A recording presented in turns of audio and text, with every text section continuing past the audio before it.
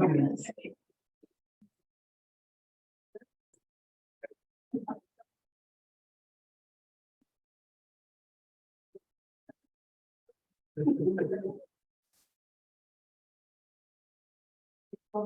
don't want the same thing on the way out. You want to get something? Oh, no, I'm fine. And this might have to be. Should we have one? So did I. Oh, I think that.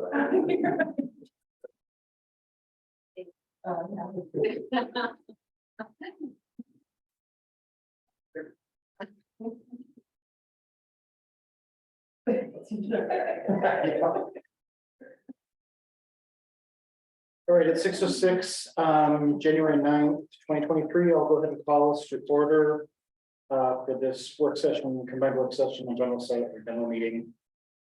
We'll start off with roll call. Bill? Here. Crystal? Here. Christie? Here. Ricardo? Richard? Heidi? And Chair's here, so we do have a quorum. Small group tonight. If you join me in my pledge of allegiance. Of the United States of America. And the republic for which it stands, one nation, under God, indivisible, with liberty and justice for all.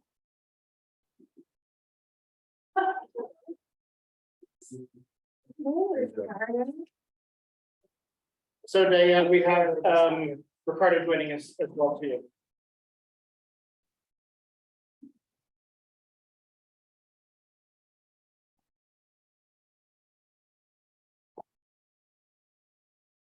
All right, first up on the work session is student activity fee structure. We started this conversation probably last month, maybe a little bit before that. And so Mark is going to come and join us and present some findings and Yeah, thanks for give us a having me. little guidance. Sure. So after speaking with Ginger and hearing a little bit about the last school board meeting, along with, I didn't do this myself. I worked with obviously other principals, club advisors, things like that, but came up with, I think you guys have a copy of it. Both broke it down with middle school, all the club and activity fees, and then broke it down to athletics. And then did the same thing for high school. So you see the different clubs and what they are charged. On the backside, you don't have to look there now, but Linda Murray helped me with the breakdown of the expenses, the revenue, and things like that. We have not increased dues. Just talking to Anita, since I've been here only a year and a half, so it's pretty much stayed consistent. Some schools, I know, I talked to many around the state, well, not the state, excuse me, the area. Some had paused athletic fees, and some are gonna re-put them in next year. It varies everywhere from $50 to, I think Mall charges $195 per sport. And so we're kind of in the middle, just to give you a little barometer there to measure with, but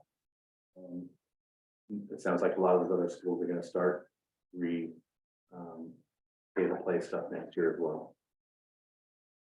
As you can tell, you know, if we try to make it as easy on the students as possible, and for clubs as well. So if they can't pay the full price, we don't ask that. We work with every student individually.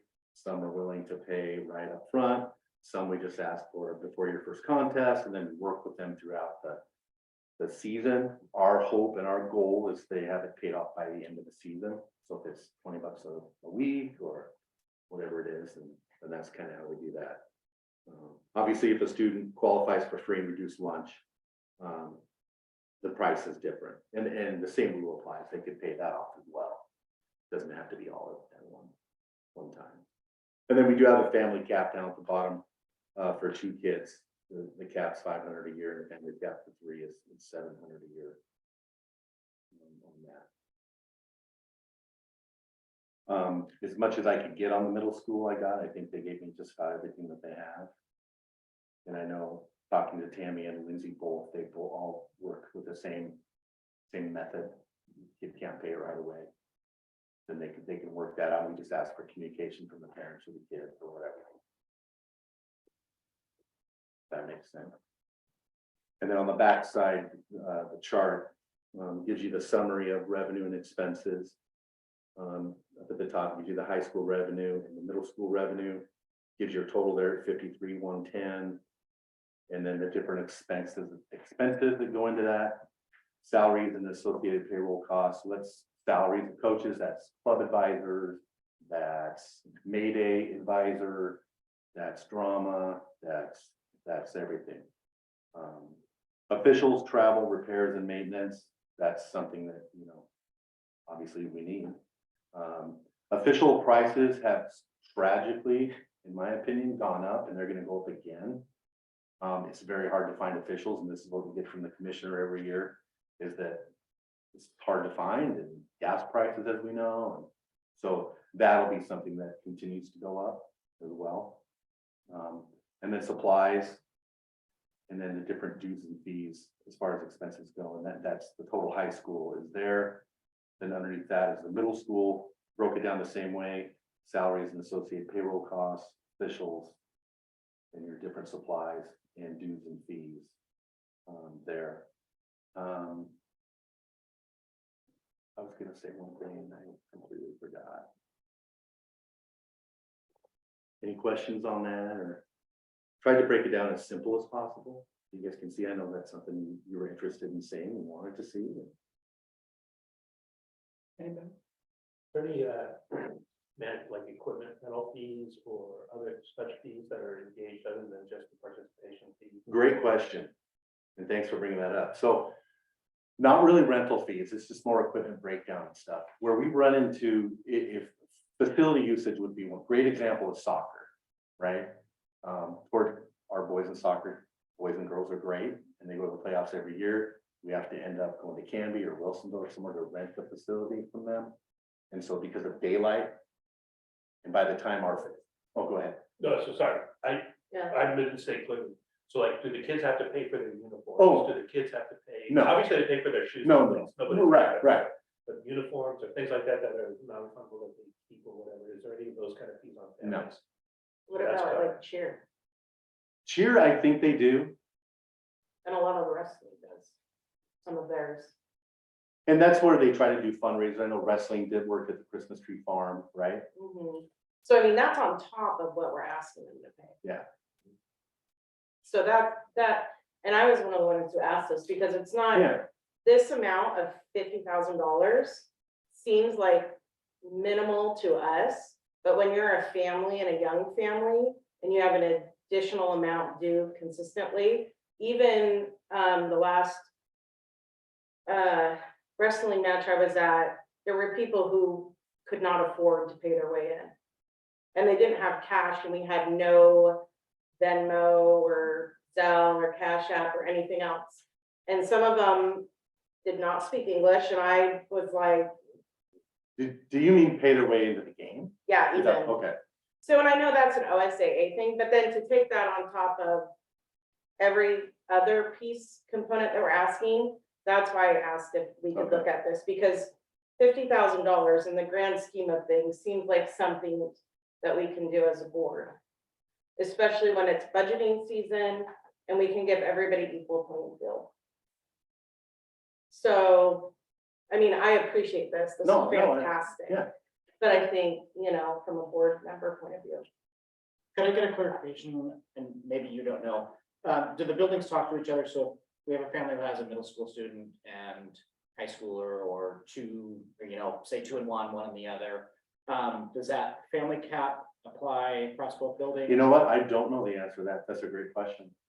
But Don't we know, so no, the answer. no, but Well, and That's so, not I mean, that's, true. you know, that would be another layer on top of, Exactly. you know, if you So- have a family going Yeah. through the system, you know, through the district and that's okay. I just didn't know if Yeah. that family cap No, was just and- for the high school. and so- Glenn, you bring up a great, because after doing this, that came up. And so Lindsay and I plan on meeting and talking about that exact thing. So I don't have an answer for you, but I do know that will be communicated, because yeah, if you have 2 middle schoolers and 2 up here, yeah, and we're willing to work with that, and we work with all the kids.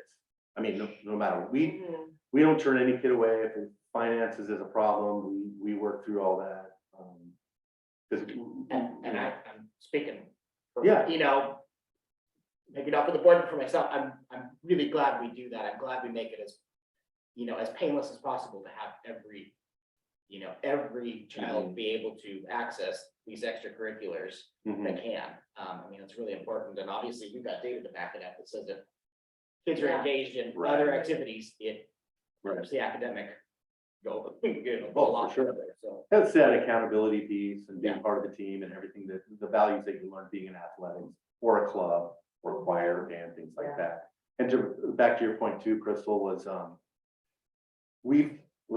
tried to train our people at the gate that if people can't afford it, we just probably shouldn't get let this out there, but we let people in. We just say, you know, it's okay. If you want it. Yeah, I think, you know, But I see your point. it just dawned on me that we don't like have access to even cash, like we don't have an ATM, we don't have anything else, and since we're like the rural community, Yeah, even when they want something from Snack Shack or anything, like we don't have a resource for them to have.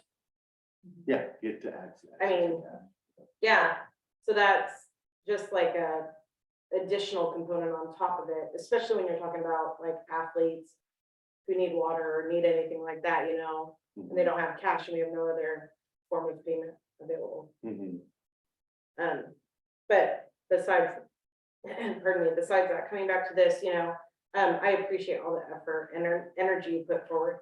I wanted this brought forward because I think as a board, this is somewhere that we can actually impact our families at home. And I know that you work with everybody, but I do personally still know people who are too prideful to come forward. Because that information is not always contained within one office. And so it's, you know, a underlying inequity that people don't want other people to know about. Right. So that was my spiel. I had a question for Linda, if she would mind jumping in here. Sure. First, thanks for getting the data and bringing it out for us. I know your plate is full, but I appreciate you doing that. I don't need to dumb this down too much, but what I'm reading is we're essentially covering maybe 10.5, 11% of those costs with the revenue generated from fees. Is that an accurate statement? Sure. Yes, it is. Mhm. Can you hear me or? Yeah, no, I wanted to make sure that the data you were, you know, I was interpreting it the way you put it together and Yes, our pay to participate fees are basically what you see at the top. There's a little bit of other, as Mark mentioned, gate receipts, and there's a little bit of donations, but most donations go directly to the club account. And this doesn't look at the club accounts at all. okay. Thank you, Linda. Yep. So from my standpoint, Can I ask a question? yeah, go ahead, Christy, sorry. Do we know where those donations are coming from? Are those individuals? Are they coming through the boosters or what?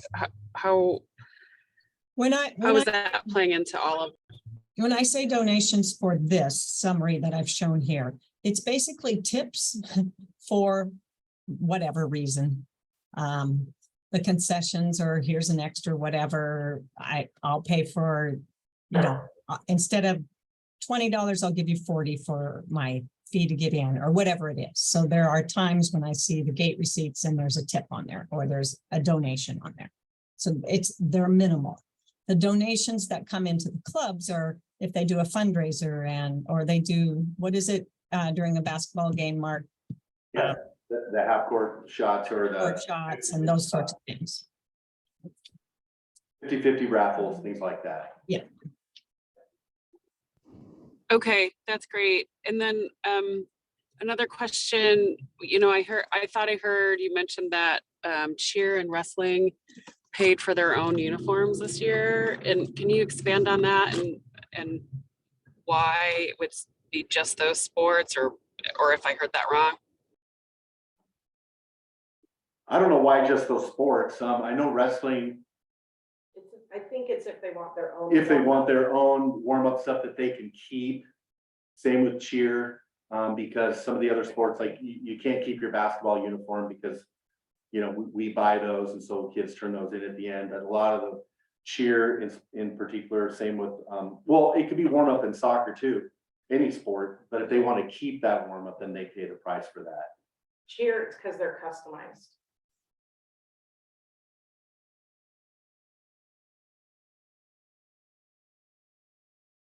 Did that answer your question? No. Oh. Did you have more questions, Christy? Keep them at the end of the season as opposed to other sports? You were cutting out pretty bad there. Do you want to try and repeat?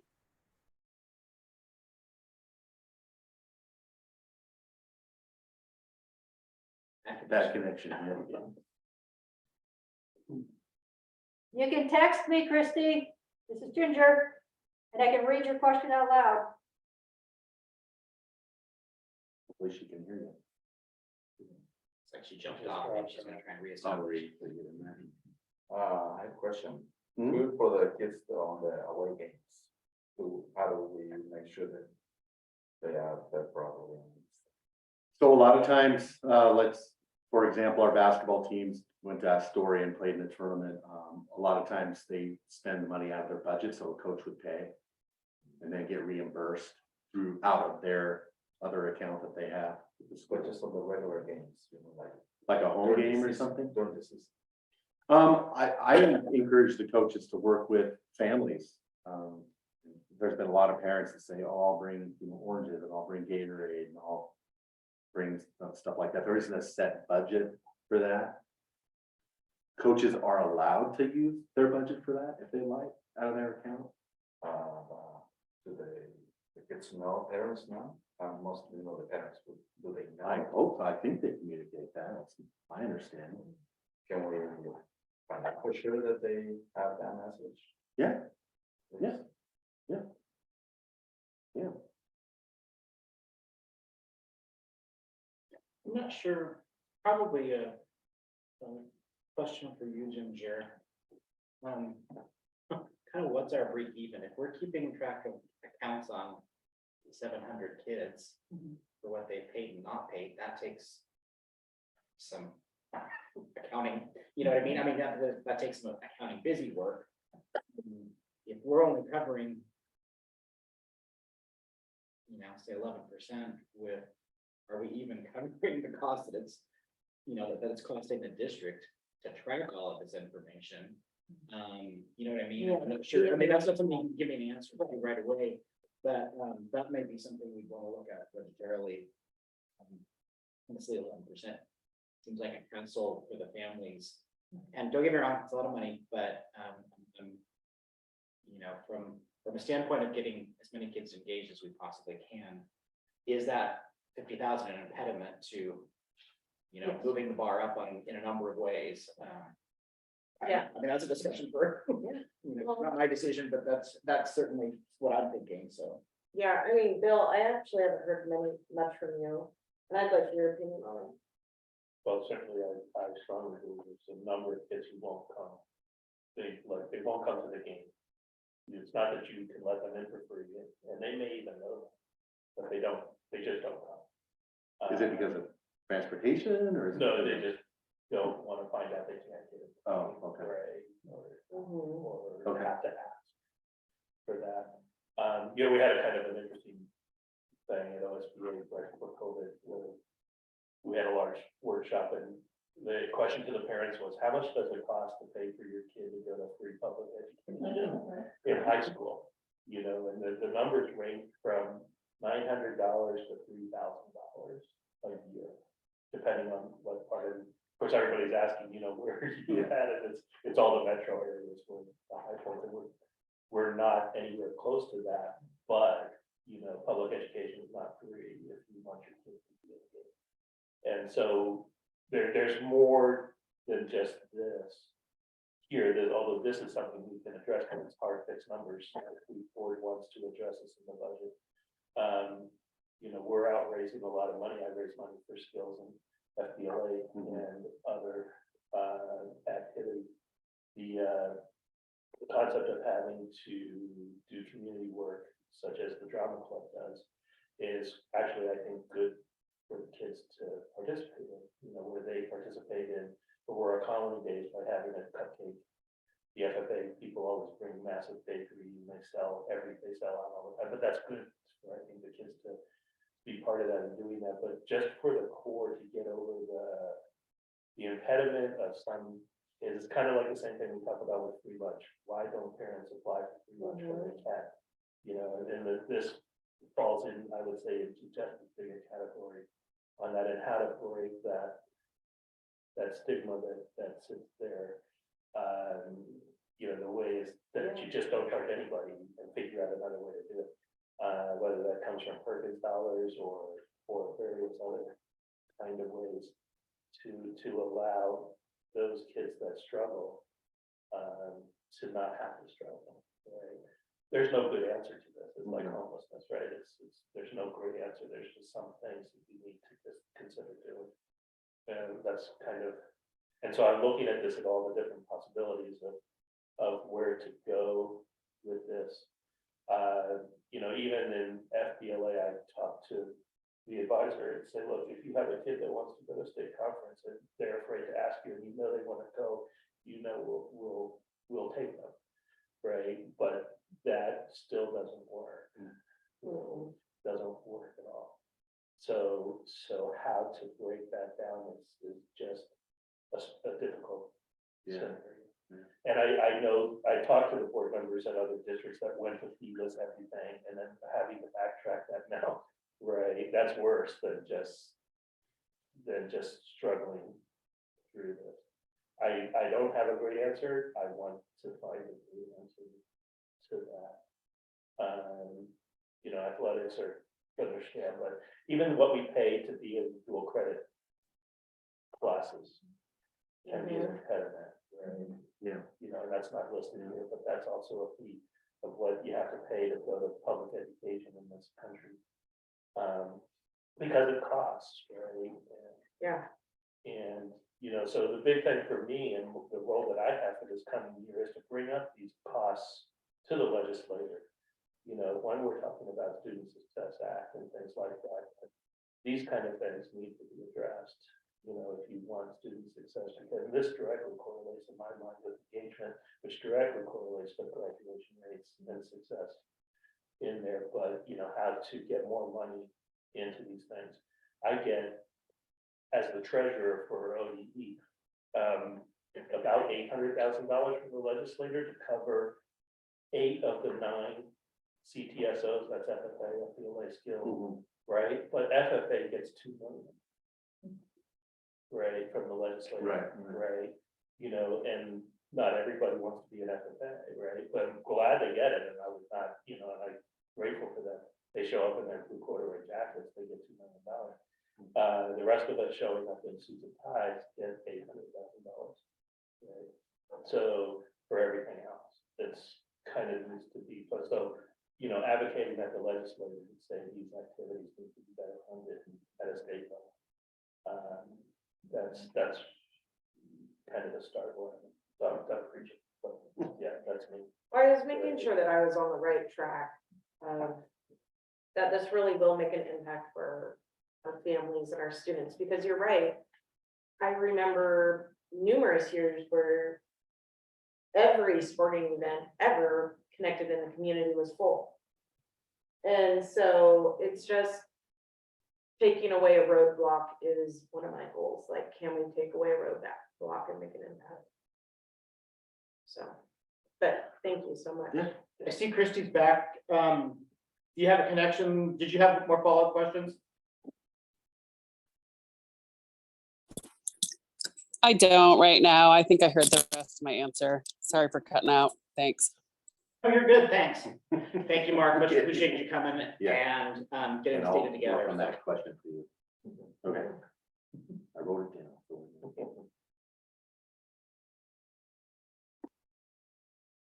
All right, moving along to our next item, which is to be listening sessions with, or planning with the board. We've got Irma.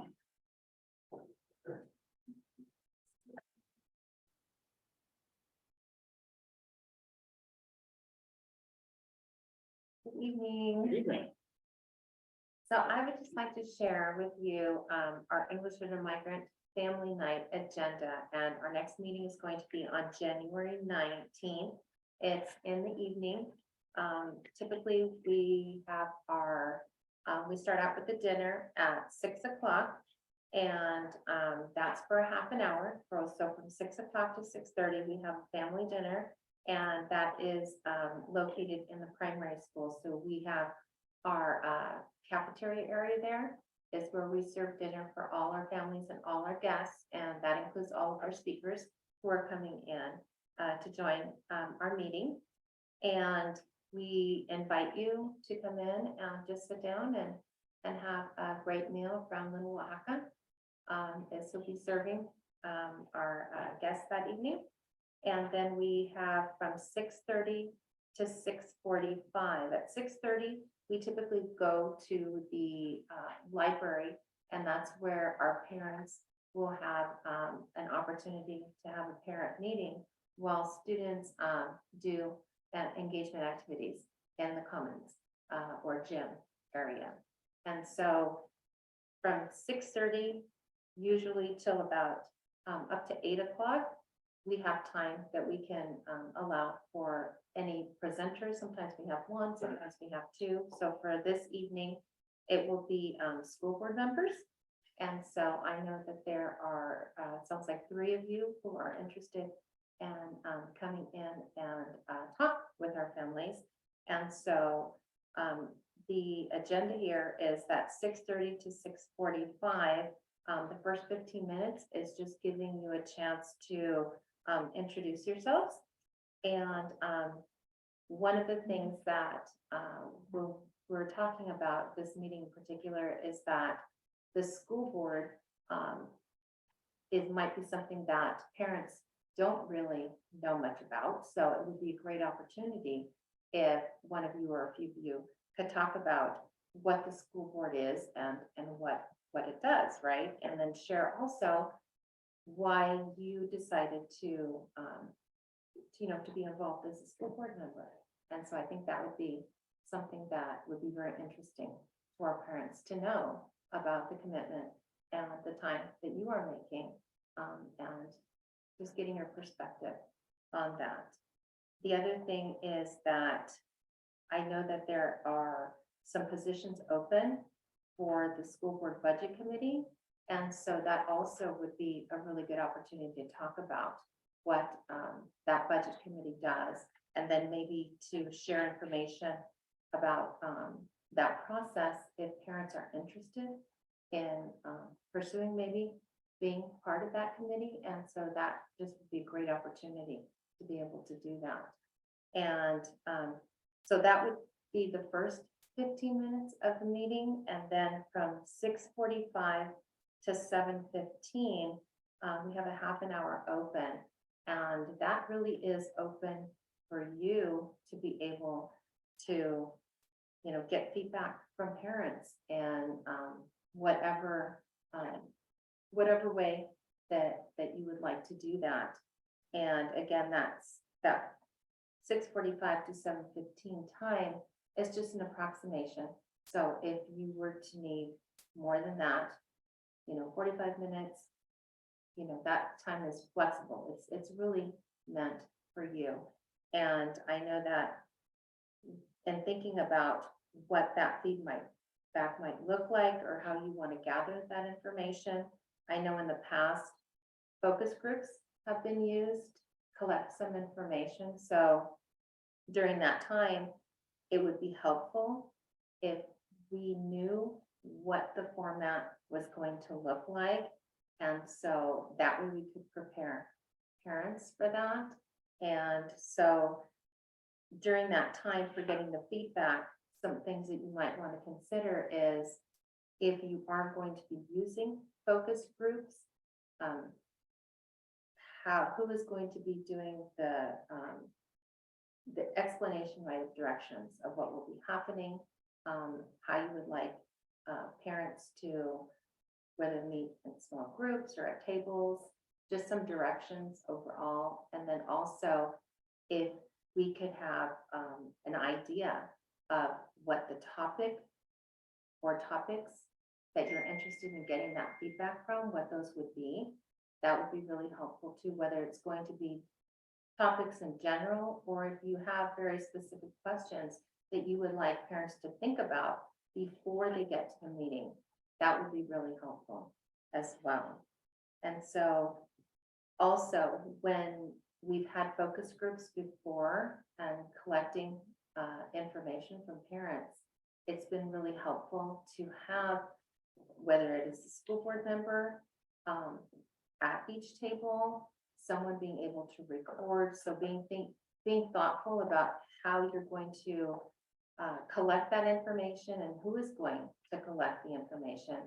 We do have interpreters available for this meeting, so for us, it would be great just to have an idea of, if you are using focus groups, how many tables are you thinking about? We typically have 25 to 35 parents approximately. And so that's something to consider as well. Do you have any questions for me at this point? Okay, so I'm just going to go ahead and continue on. So one of the things that would be helpful as well is that when you collect this information or feedback from parents, many times parents will wonder, so what's going to happen next? You've collected this information. So if we could have one of you or a few of you speak about the purpose of collecting the information and how you are going to use this information to move forward in next steps, something like that, that would be really helpful too. So they know that what your plan is after gathering the feedback. After the 7:15 time, we will actually be just having you do closing with those next steps. We are going to be moving over to the intermediate school from 7:15 to 7:30 to do a visit of our new EL Parent Resource Center. So we've made some changes in that center that will be able to have parents come in and utilize computers that are available there.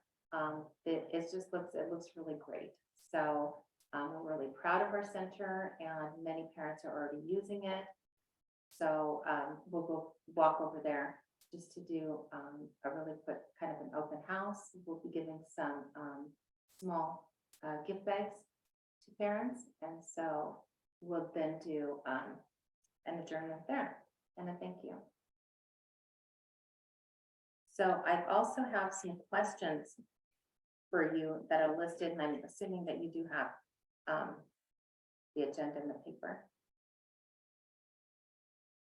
So at the bottom, I'll just go ahead and read some of those questions.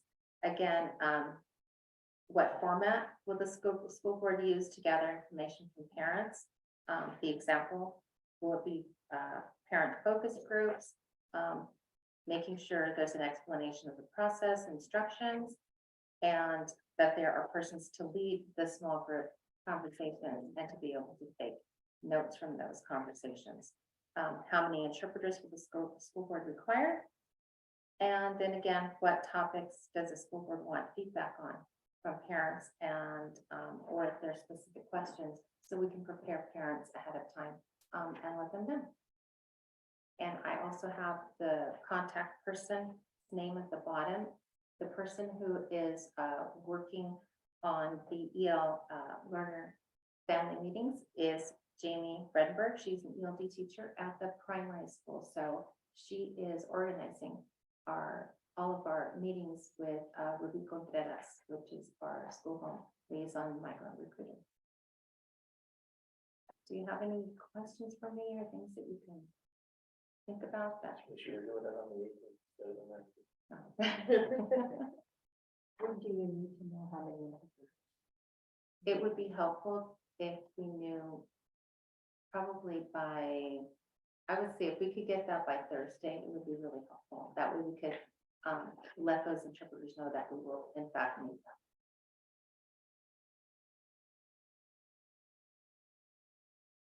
Christy, did you have any questions?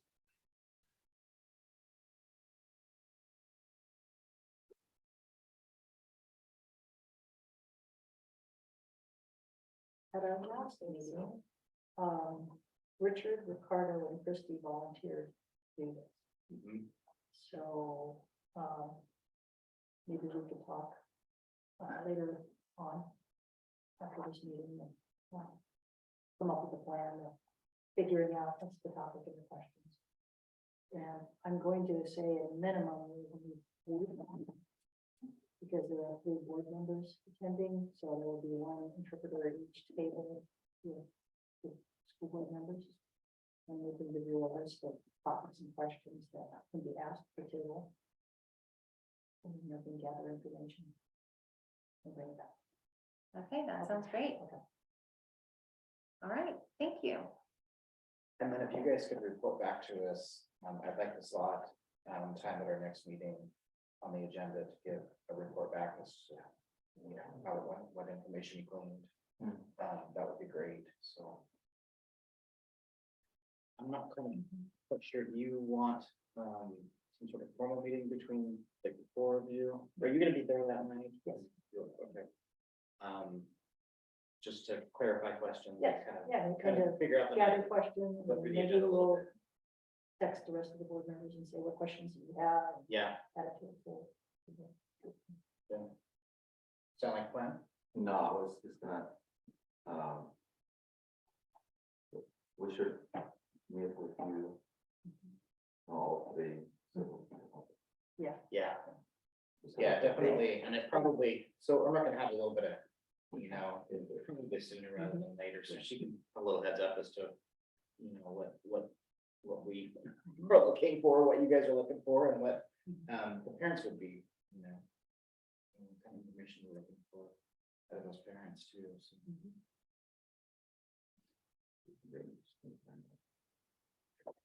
Thank you, Irma, that's appreciated. Sure. Thanks for doing the legwork on it. Right. Anybody else have any questions on that?